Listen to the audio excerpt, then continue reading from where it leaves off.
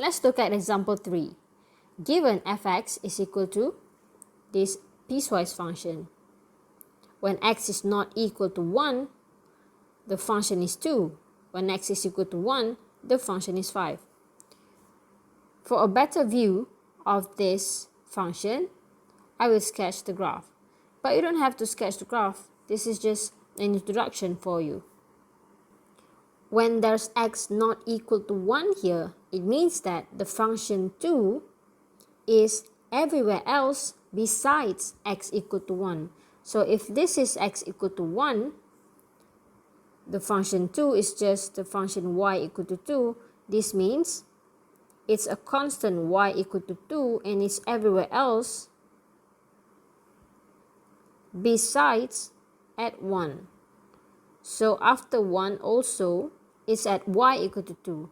Before 1 also, it's at y equal to 2. But except for 1. So that's why at 1 here, there's an empty circle.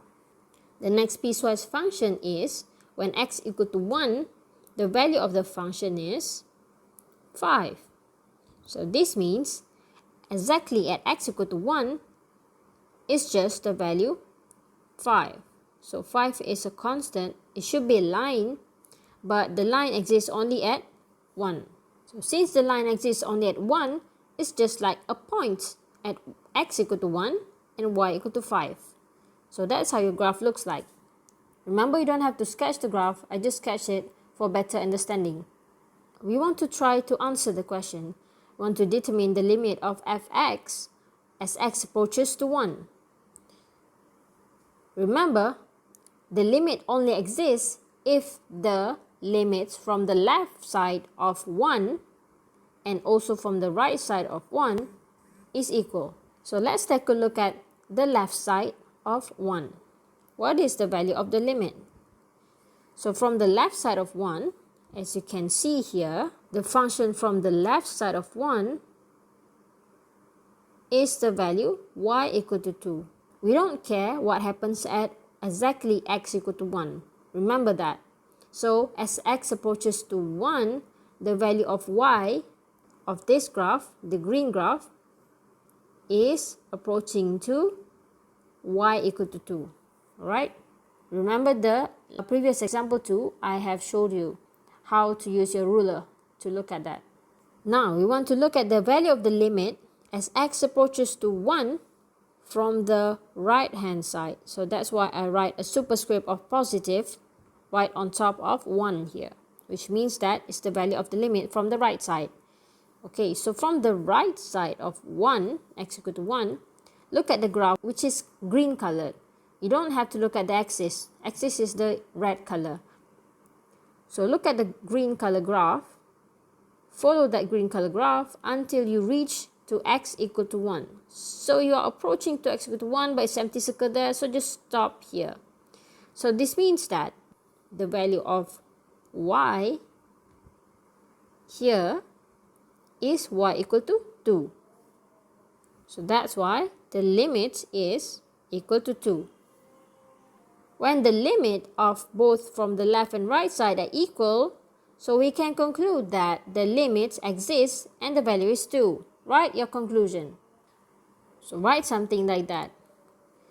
Since limits from the left hand side, 1 negative, is equal to the limit from the right hand side, 1 positive, is equal to 2, because both is equal to 2, then our limit exists of x approaches to 1 and the value is 2. What happens to the value right at 1 here? The one dotted in blue here.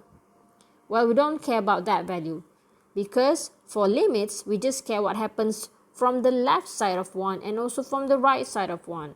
So what happens exactly at 1, we ignore. Okay? So that is what limit is. Now let's look at example 4.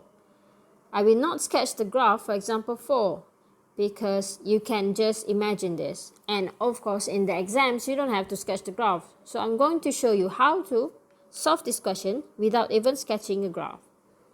Alright, first step is to look at your question. So this question is limit of fx as x approaches to 4. The value is 4 that we want to look at. So this means you want to look at from the left side of 4 and also from the right side of x equal to 4. Next, look at your domains of the piecewise function. The first domain is x less than equal to 4, and then the next domain is when x is greater than 4.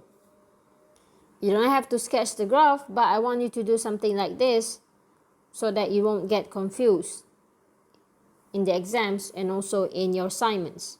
First, label your first piecewise function. The first piecewise function is at x less than and equal to 4. So this is x equal to 4 and the function exists 2x at less than 4. So this means at x less than equal to 4, the function of fx is equal to 2x. So I labeled that in green.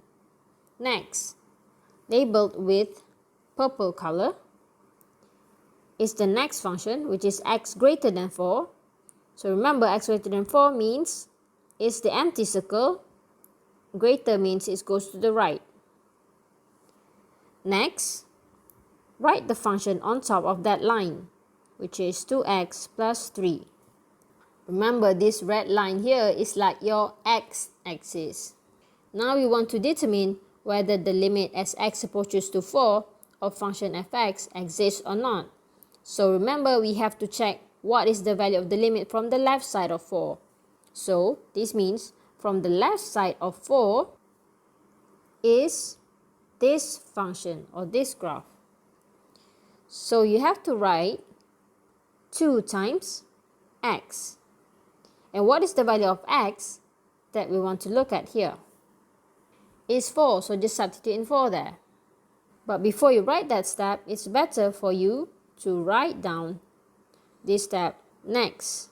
After you have written that, it means that the function fx that we're talking about is 2x, not 2x plus 3. After you have written that, only then you substitute in 4 into dx. So 2 times 4 is 8.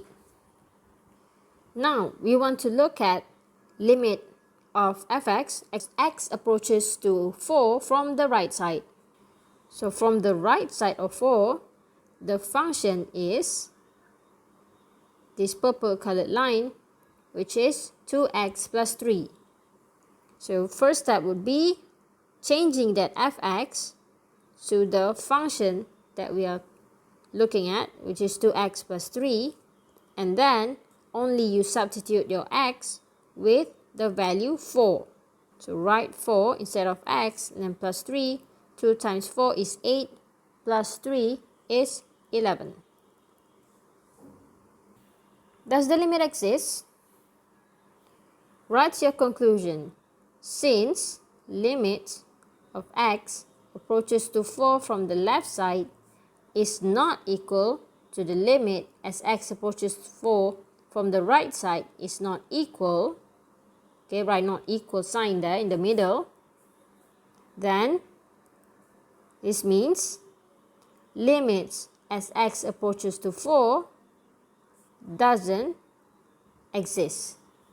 Remember the definition formula that you have seen in this tutorial, which is if the limit from the left side and also from the right side does not equal, then the limit does not exist. Example 5 is similar to example 4. Remember to write the steps and also draw this to help you in determining which function you should substitute for on the left side and also on the right side of that number that you want to find. Now let's look at example 6. fx is equal to the modulus of x minus 2 over x minus 2. So this means we have absolute x minus 2. This is actually a piecewise function because modulus of x minus 2 can be divided into a piecewise function. The first one is a positive of x minus 2. The next one is a negative of x minus 2. This is whenever, it's positive whenever x minus 2 greater than equal to 0 and x is greater than equal to 2. Just take everything that's inside the absolute, make it greater than equal to 0, and try to simplify this. So the other domain would be besides this. So if it's greater than or equal to 2, so the other one opposite is just x less than 2. Why is it positive x minus 2 here? If you want to check whether you got the right piecewise function or not, you can just simply substitute in a value greater or equal to 2. For example, substitute in 3. So when you substitute in 3 here, 3 minus 2 is positive 1. So it's correct because any number of x that we substitute into an absolute value or modular sign, the value that we get out must be positive. So when you substitute in 4, here 4 minus 2 is positive 2, so it's also positive. So it's correct. Now try to check for the other piecewise function, negative x minus 2. Why is it negative there? Try to substitute any value less than 2. For example, 1. When you substitute 1 here, this is 1 minus 2, you get negative 1. But there's a negative outside. So 1 minus 2, negative 1. So negative means negative is positive 1. Still, the value that you get out from this absolute sign or modulus would still be positive. So let's say you choose maybe a 0 value because 0 is less than 2. So substitute 0 here, 0 minus 2, you get negative 2. So negative in front there would be negative times negative, and you get positive 2 as your answer. So that means that you've got the right piecewise function. For the first piecewise function, there's a positive in front. But usually we don't write the positive sign there. We just write x minus 2 like that. But if there's a negative, then write negative and write your brackets. Next, check your function f(x). Function f(x) is equal to absolute of x minus 2, but it's divided with x minus 2. So this is not f(x) yet. What you have to do is, you have to write down your function of f(x). And f(x) is this absolute divided with x minus 2. So remember, you have to write down your functions of x minus 2, follow the one that you have found, or your previous piecewise function. Okay, follow everything, including the domains, and then divide it with x minus 2. Okay, and then you simplify. And how to simplify? This is x minus 2 divided with x minus 2. So you can cancel this off, and the answer is just 1. And the other piecewise function is negative x minus 2 divided with x minus 2. They are just the same thing. Can divide these two, you're left with negative 1. And remember, your domain stays the same, does not change. So you just have to simplify your functions, and you get only 1 and negative 1 with the domain given. Next, look at the question. We want to determine the limit of f(x) as x approaches to 2. Remember example 4 that I've shown you before, and your first step would be writing down the value that we want to find, which is x equal to 2 here. So this is your x-axis, for example. Next, look at your function one by one. So the first function has the domain x greater than equal to 2. So it's equal to 2 here, so it's then circle. Greater than 2, so you draw an arrow to the right of 2. And the function is positive 1. Right, so from the left side of 2, it's x less than 2. So it's an empty circle here and goes to the left of 2. The function is negative 1. Okay, after you have drawn that, you want to find what is the limit of x approaching to 2 from the left side. So from the left side of 2, the function that you can see here is negative 1. So substitute your f(x) with negative 1. As shown, change your f(x) with the function that we are looking at, which is negative 1. So what is the limit of negative 1? Since negative 1 is just a constant number, we cannot substitute 2 into any x here because there's no x. So that's why the answer is just negative 1.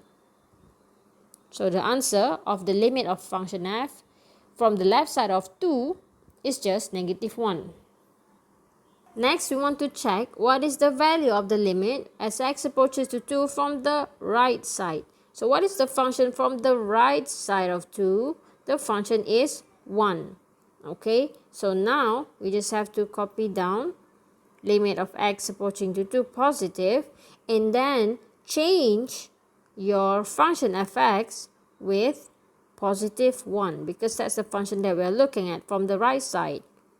Okay, now since there is no x here, so there's nowhere that we should substitute our value x equal to 2 there. So the answer is just positive 1. If there is x there, for example 1 times x, then we should substitute 2 into that x, 1 times 2. But since there is no x in this function, it's just positive 1 constant, so it's just 1. So does the limit exist? Compare the limits from left and right side. Are they equal? Well, they're not equal because one is negative 1, the other one is positive 1. So write your conclusion. Make sure to write the not equal sign right in the middle because it means that the limit is not equal. So since they are not equal, our conclusion is that the limit as x approaches to 2 does not exist. Try these exercises and thank you for watching.